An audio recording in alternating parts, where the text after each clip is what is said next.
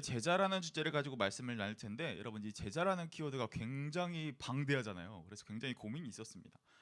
결국 우리의 전체적인 삶을 다 다뤄내야 하거든요. 근데 이 시간에 우리 그럴 수 없잖아요, 그렇죠? 그래서 제가 한 가지 키워드를 뽑았는데, 그게 바로 제자됨의 중요한 핵심 자질 중 하나가 무엇이냐? 바로 의존입니다. 뭐라고요? 의존. 왜 의존을 뽑았을까요?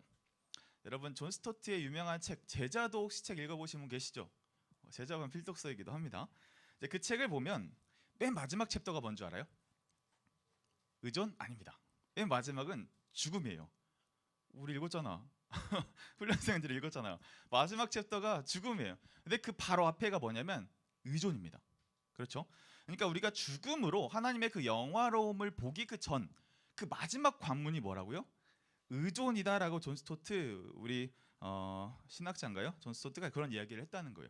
그래서 이 영어로 들어가는 우리가 결국 최종에 결국 누구나 통과해야 되는 이 마지막 그 지점이 무엇이냐? 그 의존에 대해서 오늘 좀 이야기를 하려고 합니다.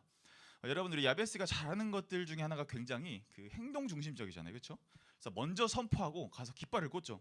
그리고 그 순종에 세워진 깃발 위에 은혜와 사랑과 사명을 막 채우죠. 그래서 서로가 막 불씨가 되고 불꽃이 되어서 막 와구와구 막 달려가다 보면 그 달려가는 그 길 가운데서 은혜가 채워지고 그 역동성으로 이제 사람들이 산란하고 세워지는 것들을 우리가 보게 되잖아요. 굉장한 이 정신과 스피릿이거든요. 그런데 우리 야베스가 좀 어려워하는 것들이 있습니다. 그게 뭐냐면 제 휴가 때 이런 드문드문 이 야베스에 대해서 좀 고민들을 했어요. 근데 오늘 설교 좀 맞물리는 부분이 있더라고요. 그게 바로 뭐냐면 이 의존입니다. 여러분 의존하기 어려워하시죠? 그렇죠? 이게 제 안에 그런 좀 진단이 들더라고요. 왜냐하면 여러분 야베스 규모가 어때요? 굉장히 크잖아요. 그러다 보니까 이 뭔가 이 큰 공동체 대그룹에게 내가 뭔가를 오픈하고 내 속 이야기를 하기가 참 그 어려운 그런 구조적인 어려움들이 있잖아요, 그렇죠? 여러분들 공감하시죠? 근데 그러다 보니까 누구에게 함부로 이렇게 의존하기가 이 어려운 이 구조적인 물리적인 어려움들을 가지고 있는 것 또한 사실입니다. 그리고 앞서 말한 우리가 가장 굉장히 잘하는 게 뭐예요?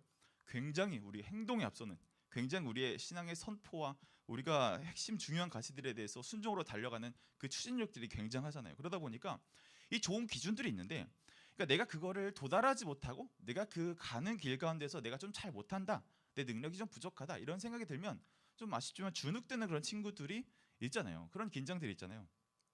큐티를 점검해 주다 보면 또 기도인도 이렇게 점검해 줄 일이 있어요. 그러다 보면은 항상 드는 피드백이 뭐냐면 자신이 없다, 어떻게 하면 잘할 수 있을까, 이런 방법을 묻는 친구들이 굉장히 또 많고요. 또 자신이 없어서 때론 내가 막 열심히 하는 척도 하고 잘하는 척도 하고 이런 척도 해봤다라고 하는 친구들이 있더라고요. 그렇죠? 아닌 척하고 있는 것 같은데 그런 경험들이 있잖아요. 자, 그러니까 우리 안에 그런 긴장들이 있다는 거예요. 그런 긴장 속에서 내가 잘하지 못하고 내가 뭔가를 좀 탁월해내지 못하는, 좀 눈에 드러나지 못하는 이런 나의 연약함과 이런 모자람들을까지도 공동체에 쉽게 내가 오픈하고 이런 내 모습까지 의존할 수 있을까? 이제 이런 퀘스천이 드는 게 우리 ABS의 또 하나의 약점이기도 한 것 같아요. 그런데 결국 그런데 제가 1년 좀 넘게 여기 있어 보면서 느끼는 건 제가 희한한 걸 보거든요. 뭐냐면 이 결국 그 영혼들을 변화시키고 그 사람을 바꿔내는 사람이 뭐냐면, 그 사람들을 보면 공통점이 있어요. 뭐냐면 진짜 의존을 하는 사람들이 그 일들을 해내더라고요. 그리스도 안에서 내가 철저히 의존을 배우고 그리고 동역자들과 의존하는 게 무엇인지 배운 사람들, 그래서 내 믿음을 퍼줄 줄 아는 사람들, 그래서 때로 내가 그 믿음을 퍼주다가 내가 사람 사랑하다가 상처받고 또 서럽고 억울한 일이 생겨도 막 믿음을 퍼줍니다. 그리고 너 또한 내 자신 없는 사역에 대해서 잘 못한다고 도와달라고 쉽게 말하기 어려운데 막 도와달라고 이렇게 의존하는 사람들이 결국 뭔가를 해내더라고요. 저도 지난주 휴가였는데 한 임팩트 팀장이 카톡이 왔습니다. 내용은 이거예요. 임팩트 이제 강단기 시작하는데 좀 어렵겠다라는 거예요. 그래서 막 노하우도 알려주고 막 제가 써놓은 매뉴얼도 막 주고 막 알려주고 했습니다. 얼마나 귀해요. 자기가 못하는 걸 인정하고 도와달라고 했을 때 저도 그 마음들이 굉장히 귀한 거죠. 이제 그렇게 되면 그 의존을 받는 사람들이 뭘 경험하냐? 나에게 의존을 공급해줬던 그 사람이 날 믿어주네? 그럼 자기도 그런 사람이 되는 거죠. 그러다가 그 사람도 깨닫죠. 이럴 수 있는 이유가 그 사람 또한 그리스도께 철저히 의존되어 있기 때문에 그런 거구나. 그 길로 가게 되는 그 통로가 바로 의존이 된다는 거예요. 그래서 이 의존을 아는 사람이 공동체를 이끌어가고 이 공동체의 문화를 주도해가는 사람들이 바로 이 의존을 아는 사람들이 그걸 주도해가는 것을 보게 됩니다. 그래서 누군가에게 의존하고 누군가를 책임지는 일련의 과정을 통해서 우리가 함께 결국 그 제자로 세워져 가는 것을 우리가 보게 됩니다. 그런데 사실 여러분 이 의존이란 말이 굉장히 좀 부정적인 의미를 좀 가지고 있잖아요. 그렇죠? 한번 확인시켜 줄까요? 누군가 여러분들에게 여러분만 의존하는 사람이 있다고 생각해 봅시다. 화장실도 막 같이 가자 그래. 그리고 막 언니 저 언제 가는데 몇 시에 정문에 나와주시면 안 돼요? 꼭 저 언니랑 같이 계단 올라가야 돼요. 이런 친구들이 있으면 막 벌써부터 피곤한가요? 저는 좀 내향인이라 그런지 모르는데 좀 피곤할 것 같아요.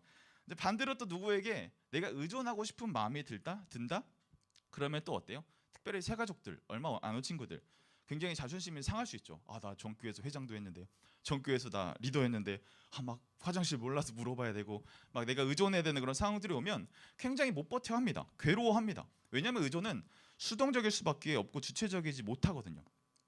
그 말인즉슨 내가 이 공동체에 잘 적응하지 못했다, 내가 주류가 아니다, 내가 뭔가 부족한 게 있다, 이 등식과 성립이 되다 보니까 결국 나는 이 공동체에서 쓸모없는 거 아닌가, 내 능력이 부족한 거 아닌가, 그것과 연결되기 때문에 이 의존을 하는 일도 굉장히 불편하고 자존심 상하는 일일 수 있다는 거예요.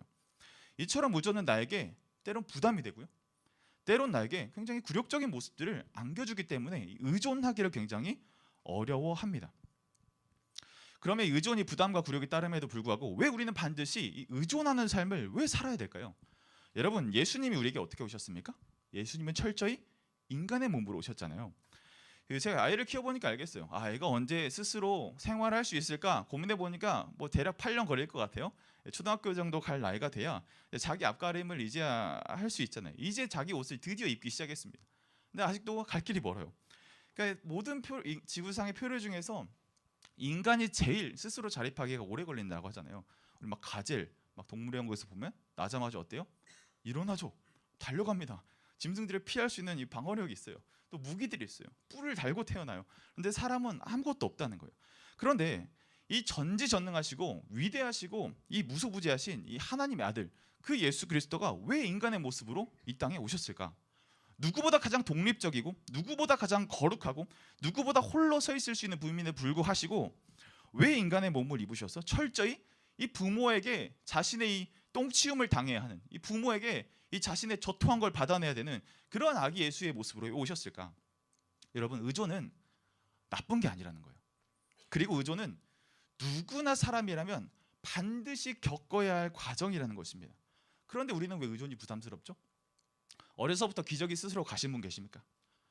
어려서부터 스스로 40도에 젖병 맞춰가지고 분유 타 먹으신 분 계십니까? 없죠.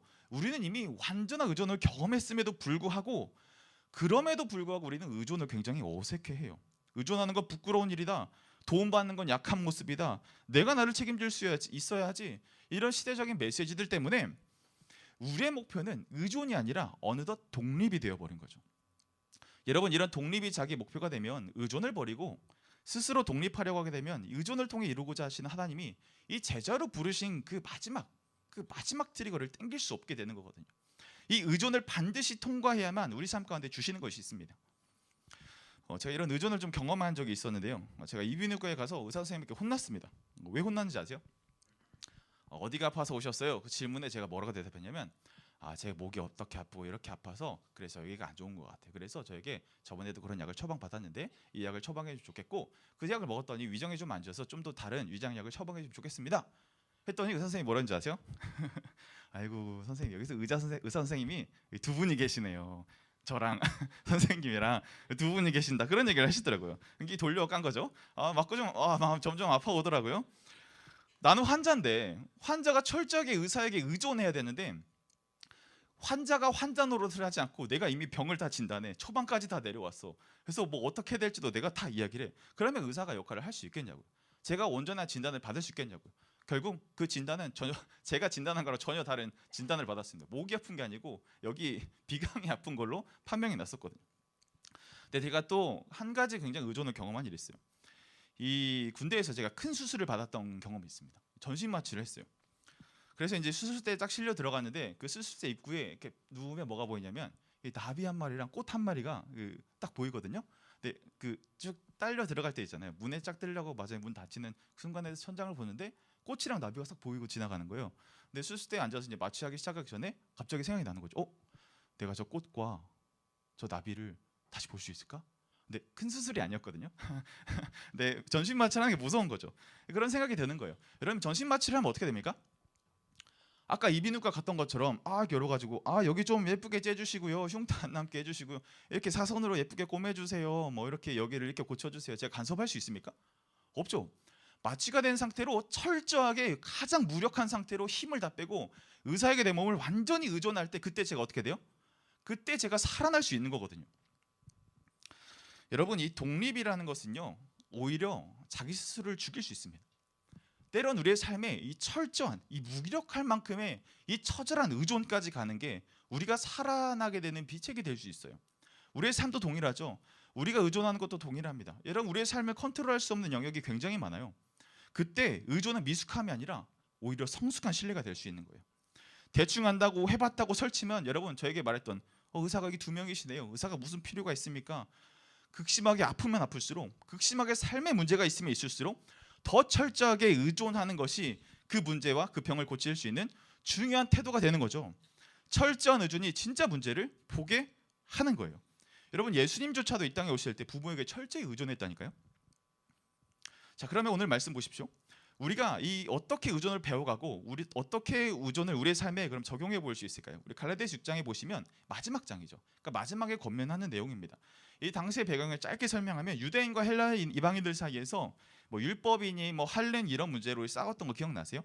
그러면서 하나 되지 못하고 다퉜던 경험들이 있습니다. 근데 그런 문화적인 차이, 빈부의 차이, 신분의 차이 속에서 이들을 하나로 묶을 수 있는 비결을 뭐라고 얘기하냐? 바로 서로 짐져야 한다는 거예요. 서로 의존해야 한다는 말이죠. 그렇다면 우리는 그 의존을 어떻게 해나가야 하는가? 우리 2절 말씀 한번 읽어보겠습니다. 시작.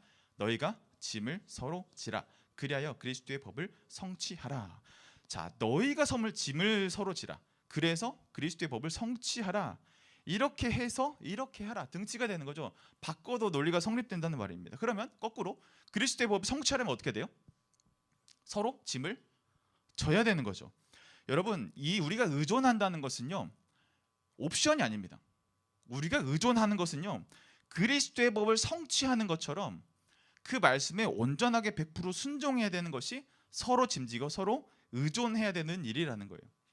그러니까 그 법을 성취하듯이 의존하는 것, 의존은 선택이 아니라 옵션이 아니라 마치 율법을 따르듯이, 말씀을 따르듯이 100% 순종해야 될 일이라는 것입니다. 그런데 그 일이 어렵고 힘들지만, 때론 굴욕적이고 때론 부담이 될 때가 있지만, 그 일을 통해서 하나님은 선한 일들을 우리에게 보여주신다는 거예요. 제가 이제 연애를 지나서 이제 결혼으로 갈 때가 왔다는 거 아닙니까?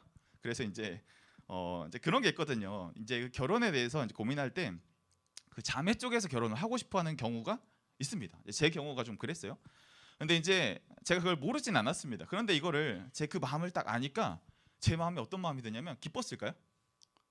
사랑하는 사람이 결혼하는 마음을 이렇게 알았는데 기쁜 마음도 있지만, 여러분 겪어보세요. 기쁘지 않습니다. 부담스러워요. 부담스럽습니다. 왜냐하면 나는 준비가 안 돼 있거든.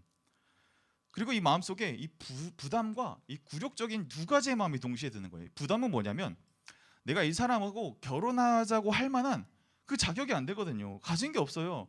여러분 500만 원 그 기억나시죠? 제 그 500만 원 들고, 지금 그거 사실 그 다음 학기 등록금이었거든요. 근데 그거 들고 내가 무슨 부모님이 번듯해서 내가 하는 게 있어서, 미천이 있어서 하나도 없는 상황에서 이 결혼이라는 단어가 내게 딱 다가올 때 굉장히 부담스럽더라고요.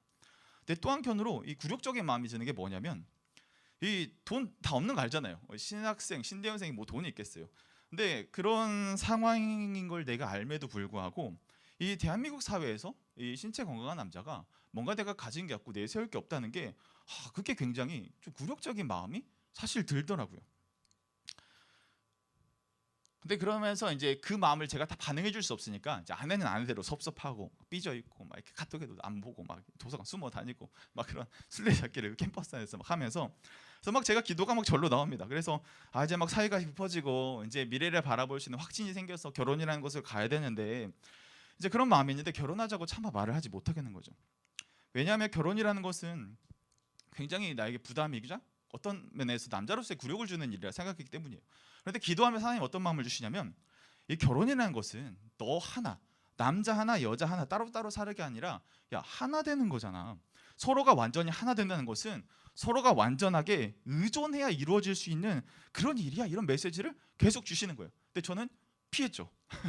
회피했죠. 아, 저 졸업하고요. 좀 전임사역 시작하면 그때 이제 뭐 사대보험도 좀 들어가면 그때 좀 해봐도 괜찮지 않을까. 애기 어떻게 키웁니까? 분유값 어떻게 됩니까, 주님? 이런 변명들을 막 하는데, 근데 그러면서 하는 게 주시는 말씀이 뭐냐면 계속 그 하나됨에 대해서 서로 의존해야 된다는 것, 신뢰한다는 것, 그런 건 돈이 문제가 아니라는 것, 이 얘기를 계속해서 메시지를 주시는 거죠. 그래서 제가 결국 결정을 내렸습니다.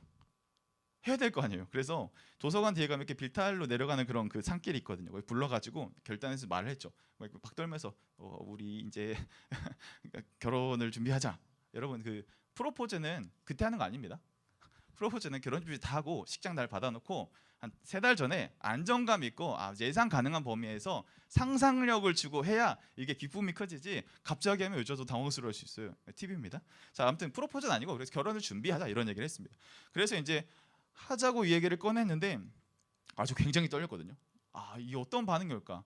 아직 우리 파트타임이잖아. 아직 우리 전임 아니잖아. 우리 뭐 차도 없는데 어떡할 거야? 이런 현실적인 얘기를 할 줄 알았는데, 그래서 괜찮겠니? 그랬더니 아내가 바람이 한번 싹 불더니 괜찮아. 그 얘기를 해주시더라고요. 너무 고맙더라고요. 감사합니다. 네, 너무 고맙다고 그래. 그런데 그 한 가지만 약속하자. 그 이야기를 그때 약속을 했습니다. 뭐냐면 주어진 형편에서 뭔가 더 주어지지 않더라도 그냥 함께하는 그 마음 하나 가지고 서로 의존하면서 같이 가자. 그렇게 마음이 모아지니까 앞으로의 과정들이 진짜 너무 순조롭게 되는 거예요. 이 서로를 향한 강한 의존이 굉장히 하나가 되게 되는 이 중요한 트리거가 저와 제 아내에게 그렇게 하나님께서 믿음의 일들을 역사하신 것을 이제 경험했습니다. 여러분, 의존은 반드시 뭘 동반하냐면요, 이 부담과 이 굴욕을 동반합니다. 내가 왜 누군가를 책임져야 되지? 굉장히 부담스럽죠. 우리 리더들, 우리 임팩트 팀장들, 우리 팀원들, 마을원들 책임지면서 굉장히 부담스럽죠. 이거 당연한 겁니다. 부담스러운 일들이 당연히 들어요. 반대로 이 마을원들과 팀원들에 대고 고충이 있다고요. 리더들과 팀장들에게 맡기는 거 내가 결정할 수 있는데, 내가 더 잘하는 게 있는데 그 말에 순종하고 맡기는 거, 이거 굉장히 팀원들 입장에서 자존심 상할 수 있는 굴욕적인 일일 수도 있거든요.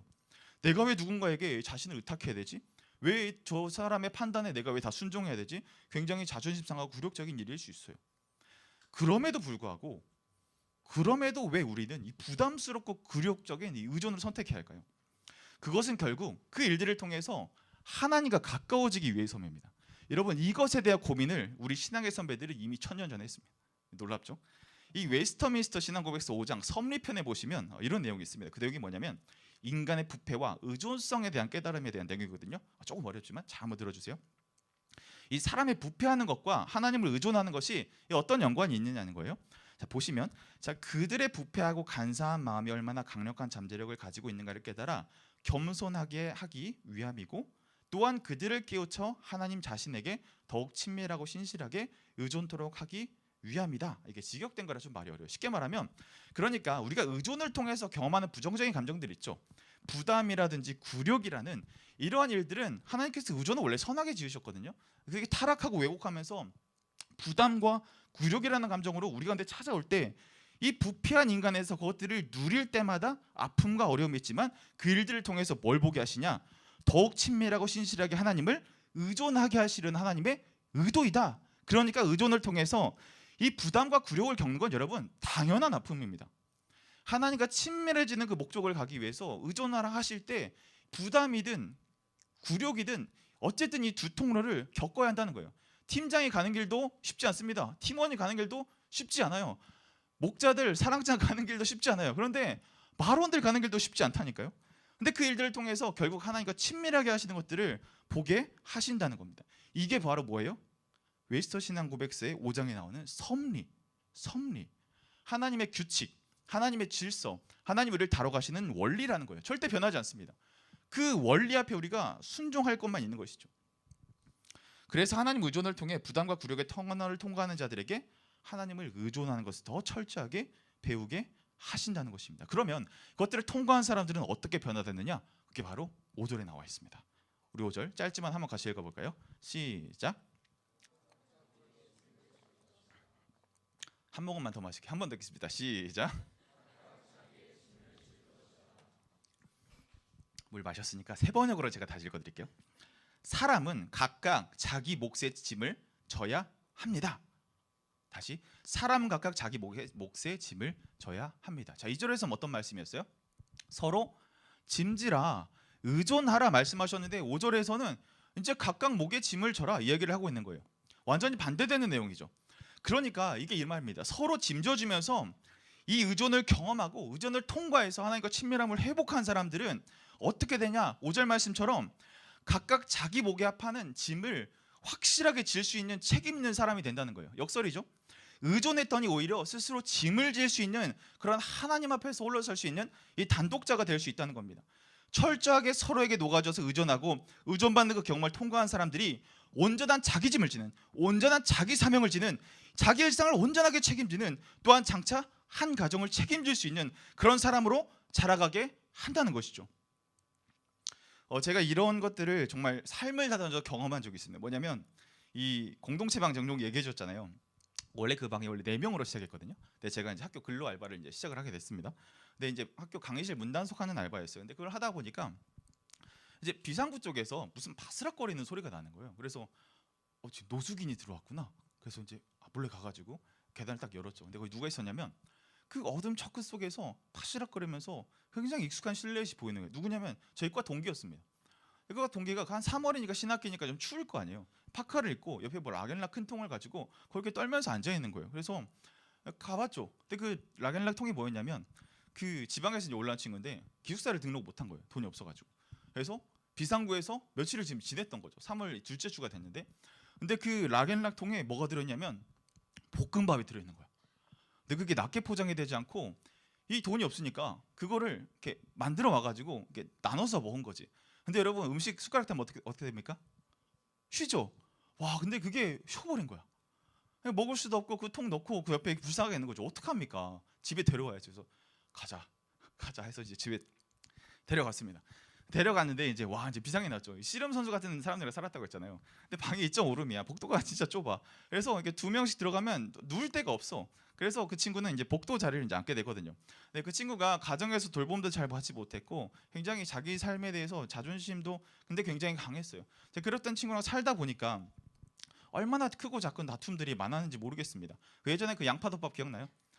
막 만들었는데 뭐 이렇게 짜게 만들었냐고 해가지고 제가 화나가지고 뭐라 하니까 형이 야 네가 양파덮밥이야, 사물과 존재와 연결하지 말자, 그 메시지 한번 하면서 했을 때 그 양파덮밥 지적한 애가 바로 이 친구야.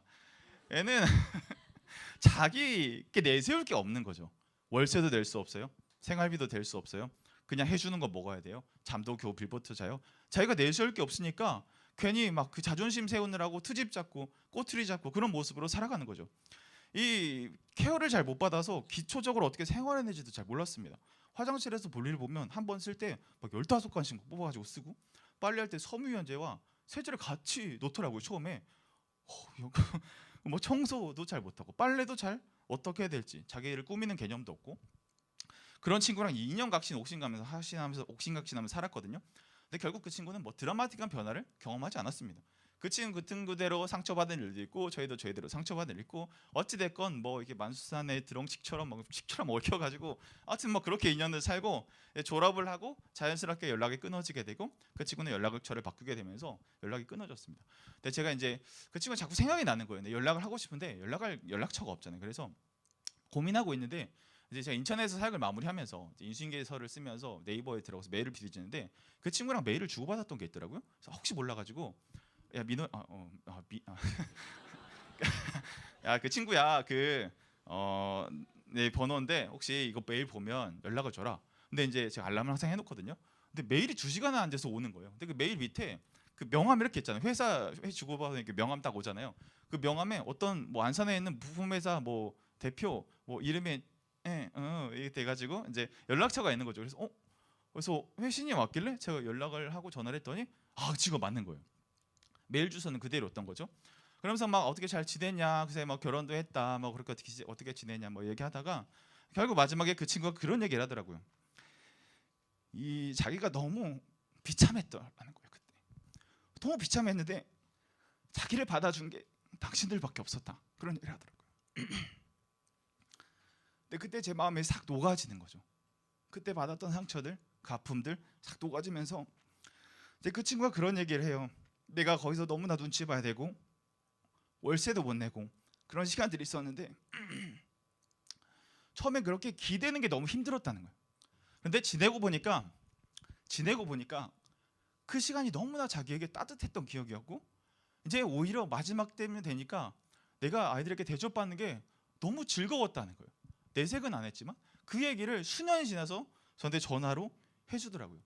근데 그 친구만 바뀌었겠습니까? 여러분, 저 굉장히 좀 너드남 같았거든요. 그래서 막 자기밖에 모르고 되게 까칠하고 사람 잘 못 섞이고 막 제 세계에 갇혀가지고 살고, 막 그 뭐 음악 심취해가지고 그 라디오에 대해 피라미드 송 아십니까? 한번 들어보세요. 아, 들으면 굉장히 멜랑콜리해진 노래가 있어요. 아시는 분 아시죠? 라디오에 대해 피라미드 송입니다. 들으면 그런 얘기 들으면서 막 하나님 날 사랑하시는 거 관주는 것도 없고 내 세계에 갇혀서 그렇게 살던 사람들이 하나님 사랑 알아서 그 미숙하지만 그 공동체에서 어떻게 의존을 해보고 책임지는 것들을 배우게 되면서 그 삶을 살아가면서 저의 삶에서도 깎아지는 수많은 궤적들이 있었던 거죠. 여러분, 저 너무나 싫었거든요. 여러분, 사랑 모임 하면 집에 다 흩어지잖아. 근데 사랑 모임하고 소그룹 모임 하면 같이 손잡고 우리 집에 가야 돼. 야, 숨 쉬면서 이 2년 동안 소그룹 했던 사람이랑 같이 샤워하고 또 밥을 차리고 먹어야 되는 게, 와, 이게 진짜 그 지옥 2를 보는 것 같은 느낌이었던 거죠. 근데 그 시간을 지내고 나니까 제가 아직도 부족하지만 그래도 누가 함부로 사랑해 보겠다고 이야기할 수 있겠더라고. 그 지점을 넘어가 보니까 그 친구도 의존을 경험하면서 하나님과 가까워진 거죠. 저도 책임지는 일들을 통해서 이 굴욕적인 일들을 경험하면서 하나님과 가까워졌던 거죠. 여러분, 우리 야베스의 표어가 무엇입니까? 사람 살리고 사람 세우는 야베스잖아요. 그러니까 표어처럼 얘기하는 것들이 있잖아요. 여러분, 사람 살리려면 내가 먼저 살아나는 경험들을 해야 됩니다. 그런데 이 세상의 메시지는 독립이 미덕이라고 하죠. 각자 스스로 잘하는 게 미덕이라고 하죠. 참된 의존을 배우고 경험할 기회가 많이 없습니다. 근데 여러분, 우리 공동체에서 그거 배울 수 있다는 거, 여러분, 이거 특권이에요. 특권. 엄청난 특권입니다. 이 의존을 경험하는 일을 굉장히 우리가 경험할 수 없거든요. 왜냐하면 부담과 굴욕을 동반하기 때문이에요. 여러분, 회사에 가서 이거 할 수 있겠습니까? 회사에 가서 부담 느끼고 굴욕 받으면서 그렇게 할 수 있겠습니까? 그런데 우리 신앙의 선배들이 고백했던 것처럼 이 부담과 굴욕이라는 일들을 통해서 자신을 더 낮추게 하셔서 그래서 하나님과 더 가깝게 하는 자로 세우시란 하나님의 의도다, 하나님의 섭리다, 하나님의 규칙이다. 이것 따라 순종할 때 우리의 삶이 뭐가 돼요? 제자가 될 수 있다는 것입니다. 그래서 사람을 살리려면 내가 먼저 살아나야 하고요, 그 일들에 있어서 의존이라는 것은 우리의 삶 가운데 선택이 아니라 필수입니다. 그렇게 살아난 사람들이 사람을 살리면 무엇이 세워져요? 그 사람들이 제자가 되는 거죠. 그 사람들이 증인이 되는 거죠. 그 사랑이 여기 있다, 그 사랑이 저기 있다, 와서 보라, 우리 팀에 그 사랑이 있다, 우리 마을에 그 사랑이 있다, 우리 사랑에 그 사랑이 있다, 보이며 살아갈 수 있는 제자가 될 수 있는 것입니다. 오늘 말씀을 마무리하겠습니다. 여러분, 사람 살리고 제자 세우려면 반드시 우리에게 의존이 필요해요. 제가 여러분 또래 때 공동체방을 통해서 이 깎여 나가면서 배웠던 것처럼, 또 결혼이라는 한 고비를 넘어가면서 또 의존을 배웠던 것처럼, 여러분들과 또 사랑하는 동역자들과 교육자들과 우리 배영 목사님, 혜린 간사님과 동역을 하면서 이런 의존을 경험하고 또 용납받는 것들을 경험하고 나도 또 믿어주고 신뢰하는 일들을 통해서 우리가 진짜 이 안에서 하나님 나라를 우리가 볼 수 있게 되는 거죠. 그 사람들이 누구입니까? 제자입니다. 제자. 그래서 바라보게 된 여러분 가운데 건강한 의존들이 많이 세워지기를 주님의 이름으로 소망합니다. 여러분, 제자는 혼자 만들어지지 않습니다. 반드시 의존의 통로를, 부담의 통로든 굴욕의 통로들 어쨌든 그것들을 지나서 올 때 하나님과 친밀해져 우리가 함께 하나 되는 것들을 보게 되는 온전한 제자로 서가는 저와 여러분들 되시기를 주님의 이름으로 소망합니다.